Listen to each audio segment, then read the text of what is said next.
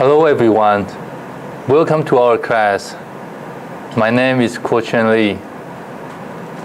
In today's sections, we will talk about boot configurations and storage management.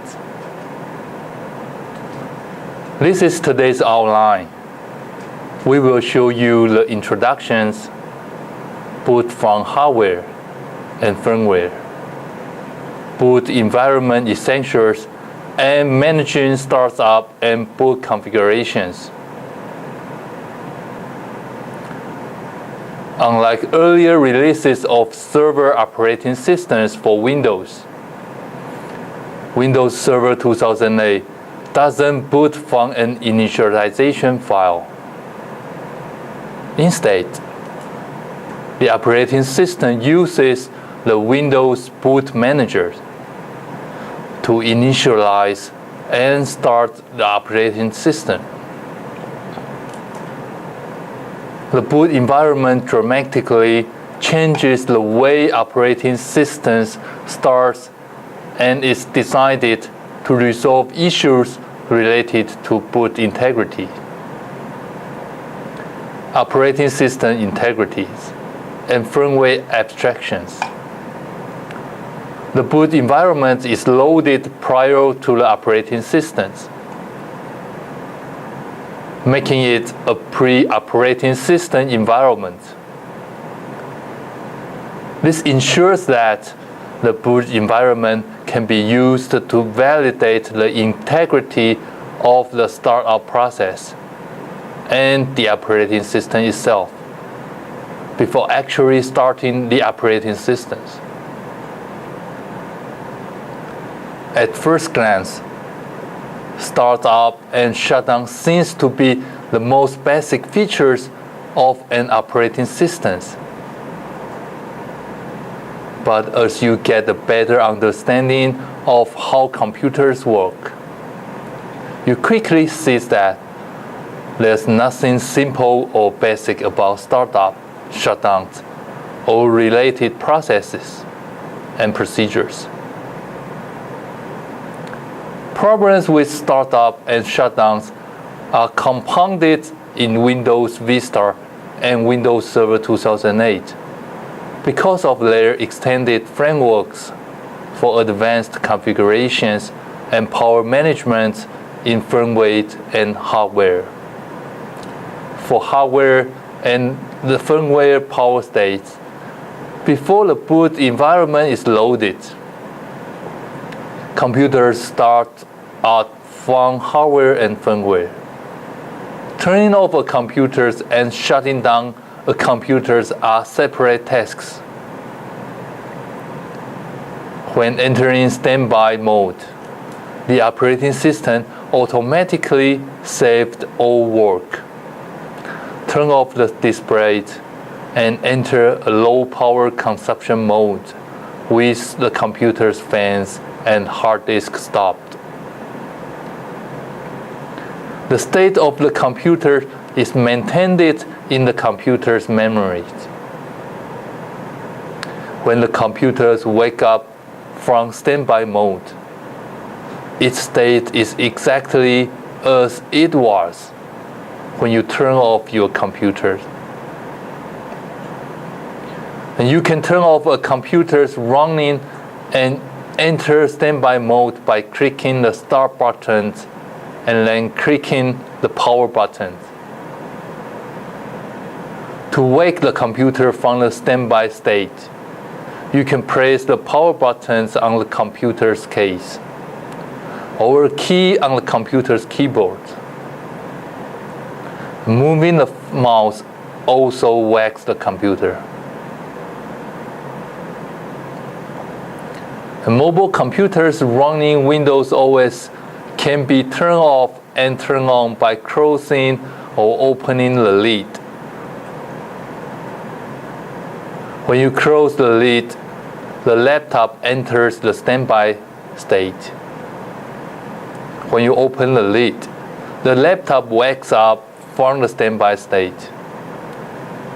There are, however, a few glitches with the power buttons and the standby states in Windows OS. The way the power button works depends on the following. System hardware. For the power button to work, the computer hardware must support the standby state. System state.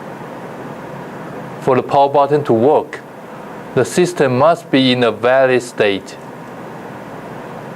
If the computer has installed updates that require a reboot, or you have installed programs that requires a reboot, the computers cannot enter the standby state, and turning off the computer powers is done completely. The system configurations. For the power button to work, sleep mode must be enabled. If you have reconfigured the power options on the computers and set the power buttons to the shutdown actions, the computer cannot use the standby state, and turning off the computer powers is done completely. And amber power buttons depicting a shield with a line through the top of it indicates that the computer will turn off and enter low power sleep state. A red power button depicting a shield with a line in the middle of it indicates that the computer will shut down and completely powered off.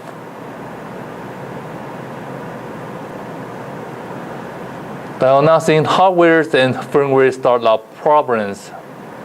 When you are working with Windows Vista or Windows Server 2008 and trying to diagnose and resolve startup problems, it's important to remember that power state management capabilities are provided by the hardware but are enabled by the operating systems. Because of this, to fully diagnose and resolve problems boot issues, you must look at the computer hardware and software, including motherboard, chipset, firmware, operating systems. To better understand the hardware aspects related to boot issues, let's dig in and take a look at advanced configurations and power interface, ACPI. A computer motherboard chipset, firmware, and operating systems must support ACPI for the advanced power state features to work. There are many different types of motherboard chipsets. Although older motherboard chipsets might not be updatable, most of the new ones have updatable firmware. Chipset firmware is separate from the computer's underlying firmware interface. Currently, the two prevalent firmware interfaces are basic input-output system, BIOS, extensible firmware interface, EFI. A computer's BIOS or EFI programming provides the hardware-level interface between hardware components and software. Like chipsets themselves, BIOS and EFI can be updated. ACPI-aware components track the power state of the computers. And ACPI-aware operating systems can generate a request let the system be switched into different ACPI mode. BIOS or EFI responds to enable the request ACPI mode. As shown in tables, There are a total of 6 different power states ranging from S0, the system is completely powered on and fully operational, to S5, the system is completely powered off. And the states S1, S2, S3, and S4 are referred to as sleep states, in which the system appears off because of low power consumptions and return enough of hardware contacts to return to the working state without a system reboot. Motherboards, chipsets suppose specific power states. For example, the Intel server board suppose S0, S1, S4, and S5 states, but does not support the S2 and S3 states. In Windows operating systems, the sleep power transition refers to switching off the system to a sleep or a hibernate mode. And the wake power transitions refers to switching on the system from a sleep or hibernate mode. The sleep and hibernate modes allow users to switch off and switch on systems much faster than regular shutdown and startup processes. Thus, a computer is waking up when the computer is transitioning from the off state S5 or any sleep state S1 to S4 to the on state S0, and the computer is going to sleep when the computer is transitioning from the on state S0 to the off state S5 or sleep state S1 to S4. So a computer cannot enter one sleep mode directly from another, as it must enter the on state before entering any other sleep state.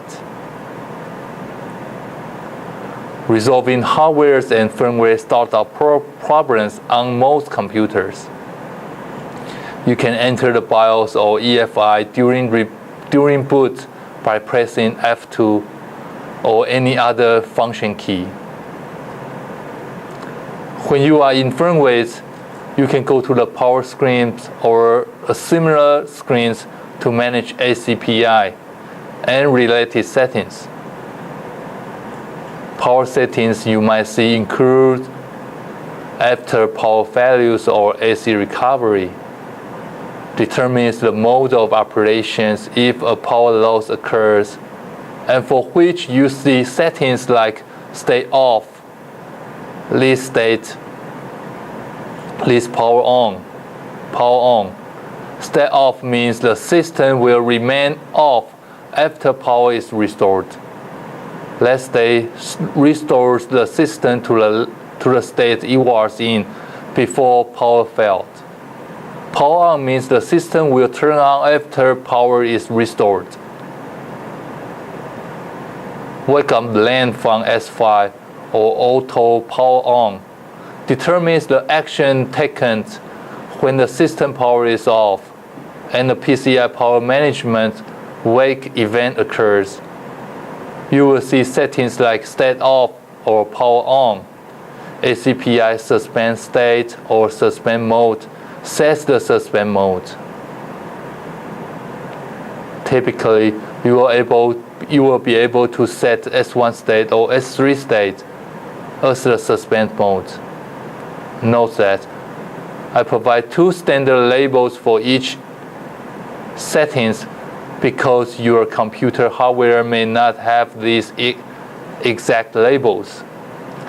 The firmware variant you are working with determines the actual labels that are associated with boot, power, and other settings.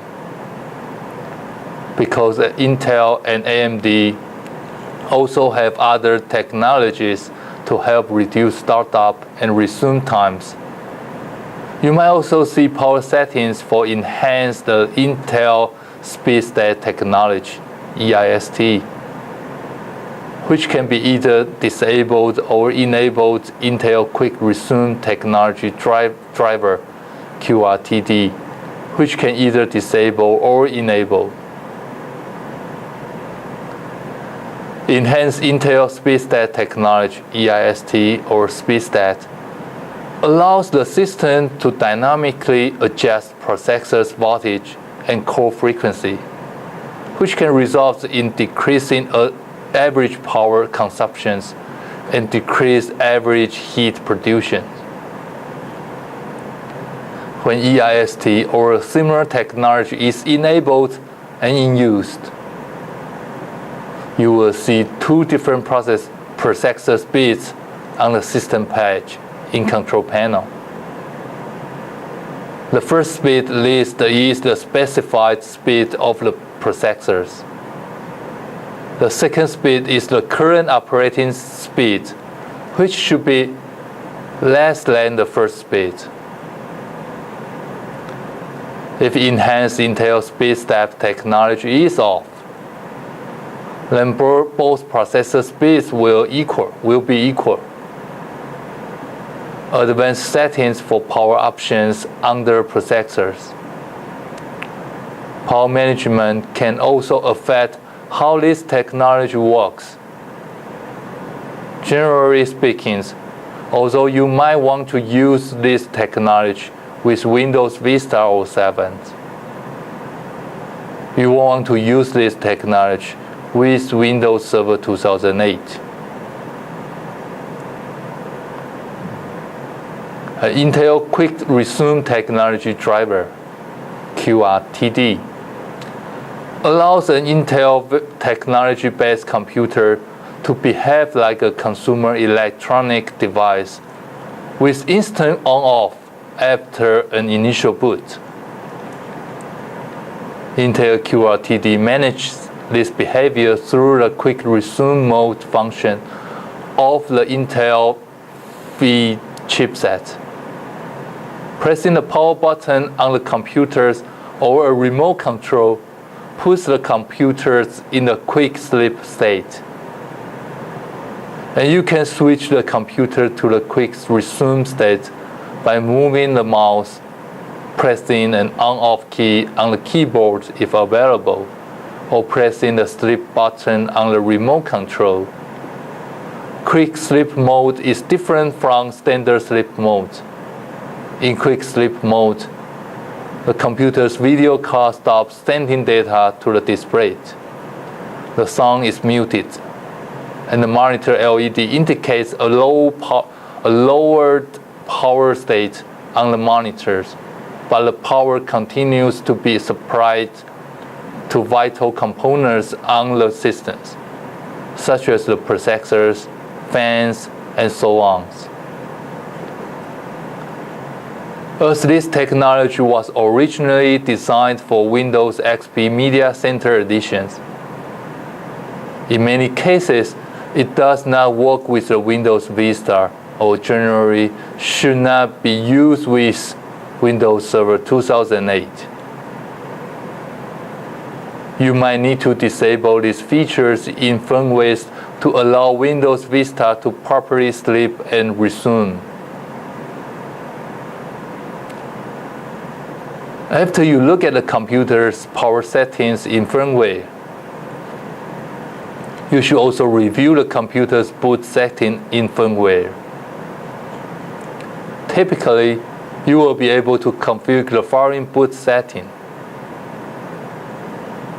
Boot drive order. Determine the boot order for fixed disks. Boot to hard disk drive. Determines whether the computers can boot to fixed disk and can be set to disable or enable boot to removable devices. Determines whether the computers can boot to removable media and can be set to disable or enable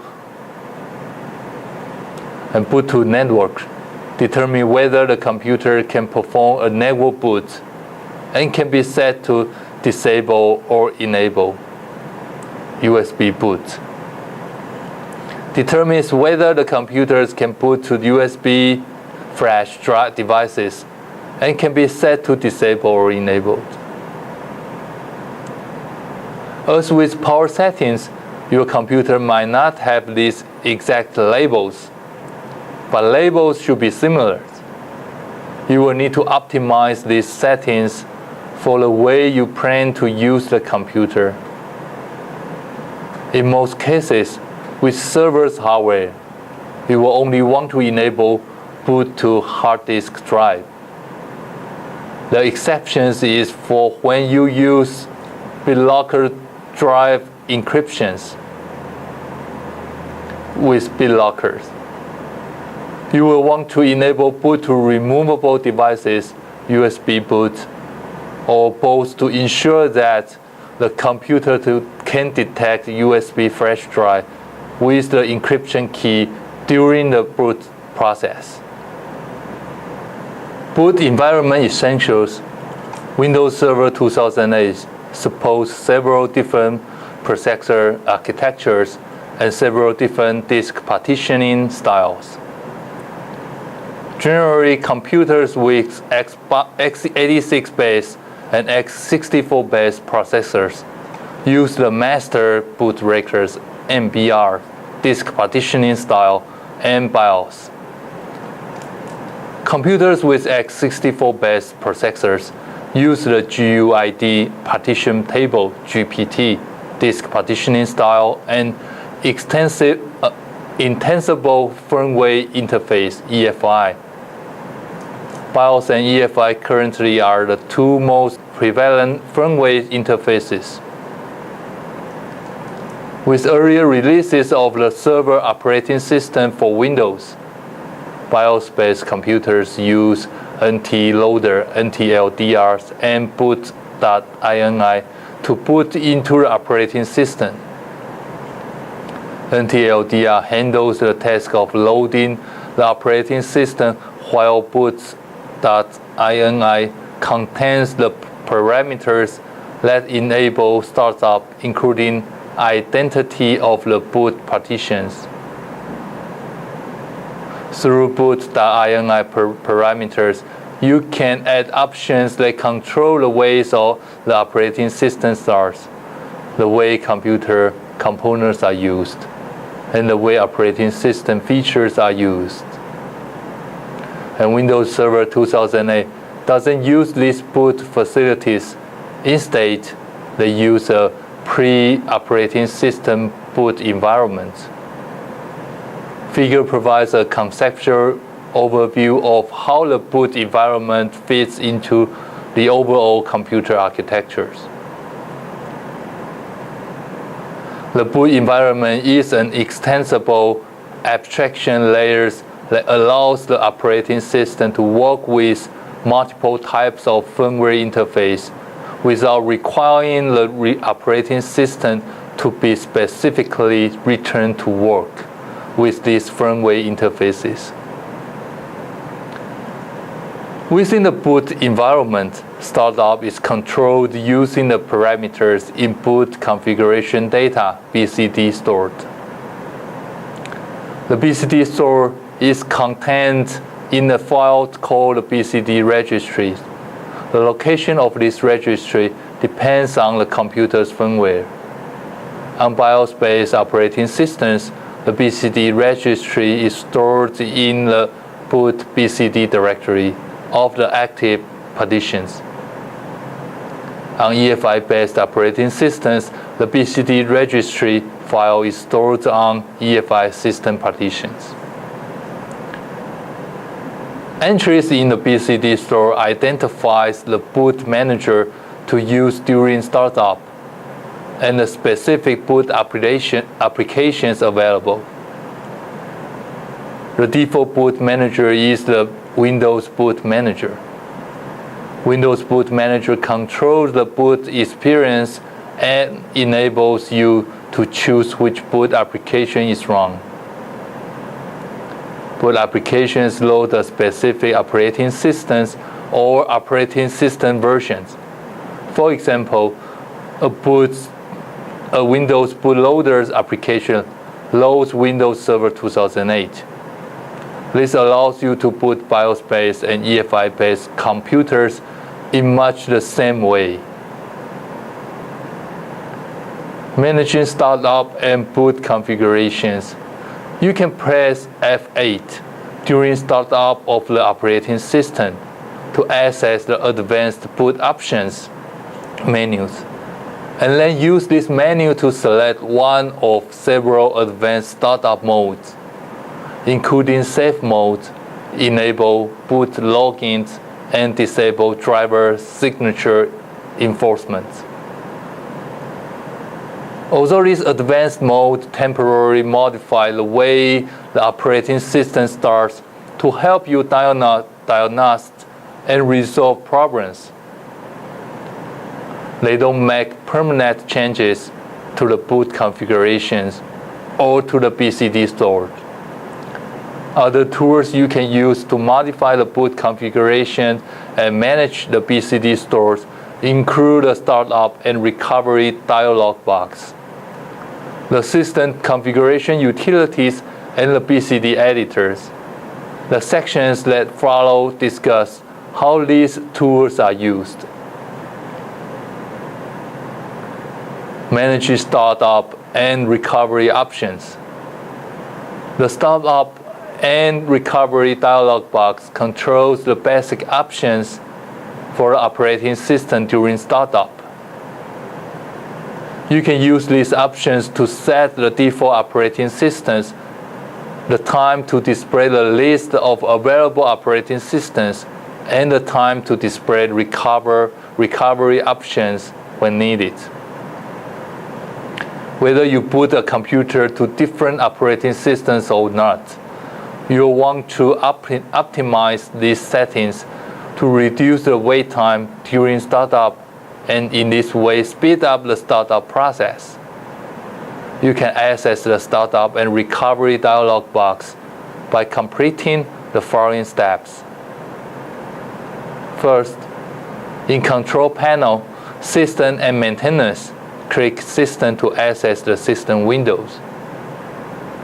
And second, in the system windows, click Advanced System Settings under Tasks in the left pane. This displays the system's properties dialog box. Third, on the Advanced tab of System Properties dialog box, click Settings under Startup and Recovery. Fourth, on a computer with multiple operating systems, use the default operating system list to specify the operating system that you want to start by default. Fifth, set a timeout interval for operating system list by selecting the time to display list of operating systems checkbox, and specifying a timeout in seconds in the field provided. To speed up the startup process, you might want to use a value of 5 seconds. 6. Set a timeout interval for the recovery options list by selecting the time to display recovery options when needed checkbox, and specifying a timeout in seconds in the field provided. Again, to speed up the startup process, you might want to use a value of 5 seconds. 7th, click OK to save your settings. Managing system boot configurations. The system configuration utilities msconfig.exe allows you to fine-tune the way a computer starts. Typically, you will use this utility during troubleshootings and diagnostics. For example, as part of troubleshooting, you can configure the computers to use a diagnostic startup when only basic device and services are loaded. The system configuration utility is available on the Administrative Tools menu. You can also start a system configuration utility by clicking Start, Typing, msconfig.exe in the search box and pressing enter. As shown in figures, this utility has a series of tabs with options. The general tabs options allow you to configure the way startup works and are where you should start your troubleshooting and diagnostics. Using these options, you can choose to perform a normal startup, diagnostic startup, or selective startup. After you restart your computer and resolve any problems, access the system configuration utility again. Select Normal Startup on the General tab, and then click OK. The Boot tab options, shown in figures, allow you to control the way the individual startup-related processes work. You can configure the computer to start in one of various safe boot modes and set additional options such as no GUI boot. If after troubleshooting you find that you want to keep these settings, and you can select Make All Boot Settings Permanent checkbox to save the settings to the boot configuration startup entry. Clicking the Advanced Options buttons on the Boot tab displays the Boot Advanced Options dialog box shown in figures. In addition to being able to log PCI, detect the correct HAL, and enable debugging, you can use the advanced options to specify the number of processors the operating system should use. You should use these options when you suspect there is a problem with additional processors you have installed in the servers, and you want to pinpoint which processors and are possibly causing startup problems. Consider the following scenarios: a server shipped with 2 processors, and you installed 2 additional processors. Later, you find that you cannot start the servers. You could eliminate the new processors as the potential cause by limiting the computers to 2 processors. Specify the maximum amount of memory the operating system should use. You should use these options when you suspect there is a problem with additional memory you have installed in the server. If you suspect services installed on the computers are causing startup problems, and you can quickly determine this by choosing a diagnostic or selective startup on the General tab. After you have identified that services are indeed causing startup problems, you can temporarily disable services using the Services tab options, and then reboot to see if the problem goes away. If the problem no longer appeared, you might have pinpointed it, and you can then permanently disable the service or check with the service vendor to see if an updated executable is available for the service. As shown in figure, you disable a service by clicking the related checkbox on the Services tab.